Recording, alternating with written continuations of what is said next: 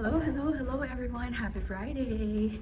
Para dun sa isang nag-comment, thank you so much po for supporting me and for following me. Sabi niya, ma'am, pwede po ba pa classroom tour? So, ito yung labas ng room ko. So, may welcome, tapos may konting designs, and then sa labas, nilalagay namin yung mga work ng mga bata. So, tingnan niyo yung hallway. Nandiyan lahat yung work ng mga bata. So, pasok tayo sa classroom ko. Ayan. Ma'am, this is for you. Ma'am, I forgot. This is for you.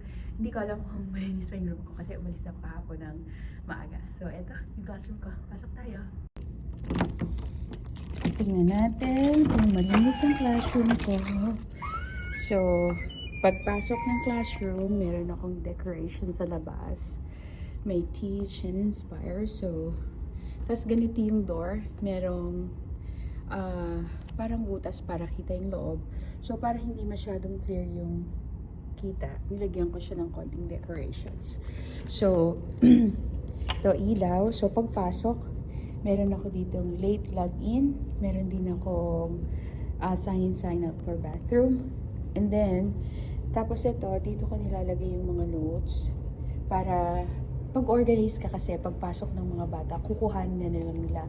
So, it saves time. Tapos, ito yung calculator ko. Kung ma-teacher ka, lagyan mo ng number. So, aside from this number, that helped me yung mga names ng mga bata para alam ko kung sino yung gumamit ng calculator ng araw na yon. So, ito may hall pass din ako. Tapos, ang rule is 1 at a time. So, ito yung isa sa rule ko, keep calm, raise your hand. Tapos dito ko nilalagay yung lesson plan para pag may dumating na admin, meron plan na makikita. So, eto yung Delta Math Code. Pwede mo rin lagay dyan yung Google Classroom.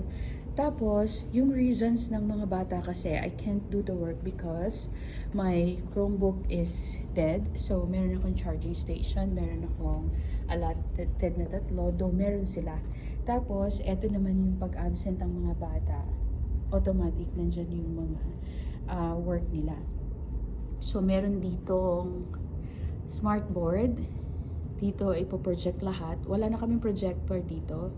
Tapos, ano siya, yung smart board ay, dyan, hindi mo na kailangan din ng pen kasi meron siyang automatic na pen. Tapos, meron ako nito para hindi magkasakit yung mga bata. So, dun sa unahan ng board ko, kailangan yung calculator makikita kasi para alam nila kung papaano gamitin yung calculator. Tapos may office hours. Ang office hours dito ay yung parang tutorial once a week na iaalat mo after school sa mga estudyante. And then, nilalagay ko na rin yung advisory schedule. Tapos may phone kami para pag may emergency. Yung iba button pero kami phone. Tapos, ayan, kinakount ko na yung days left. Tapos, meron akong orasan kasi pag CCR sila, what time is it? What time? So, alam ko kung anong oras sila umalis pag nag-CCR at bumalik. May date din. Tapos, ayan. Tapos, ito may reward store ako.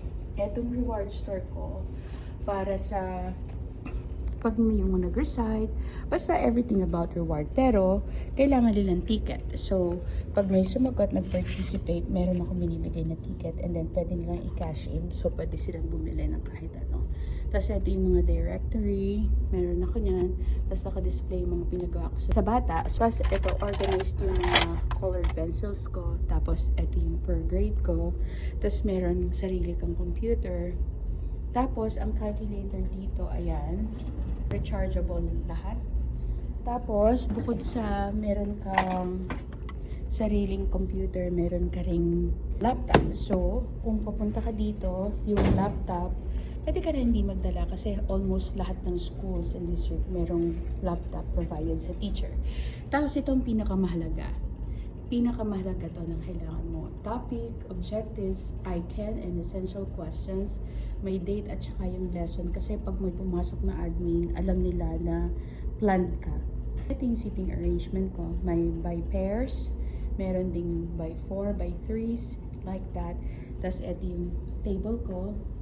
At ito, kailangan mo na pencil sharpener, kailangan mo rin ng mga pencils para sa mga bata. Ito napaka-useful nito. Kasi pag ginanto ko, I don't need to say anything for my students. Alam na nila kung bakit at pag ginanyan ko, ibig sabihin tatahimik na sila. So, eto naman yung mga worksheet ko. So, nilalagay ko lang dyan.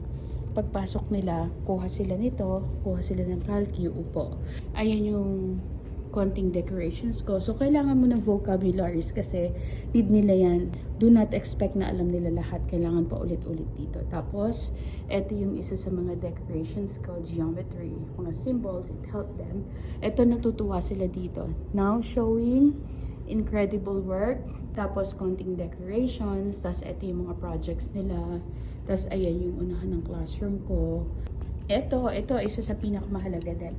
So, kailangan mo ng basket kasi hindi mo na kailangan, di ba sa Pilipinas, pass your papers to the front and so on. So, once they're done, ilalagay nila yung lahat dito. Yung makeup, lahat. So, alam nila kung saan ilalagay. First block. So, hindi halo-halo. Ito yung first class ko, second class ko, at saka yung last class ko. So, meron akong one-on-one. Pag may tanong, tapos meron akong nilalagay dyan. And for now, eto yung, may classroom rules din. So, eto yung classroom ko. So, next year, babaguhin ko naman yung mga decorations and design. Hope you like it. And kung nagustuhan niyo yung video ko para kay ma'am sa classroom tour, please follow for more. And don't forget to share this video and like and subscribe. Bye! Bye! Bye!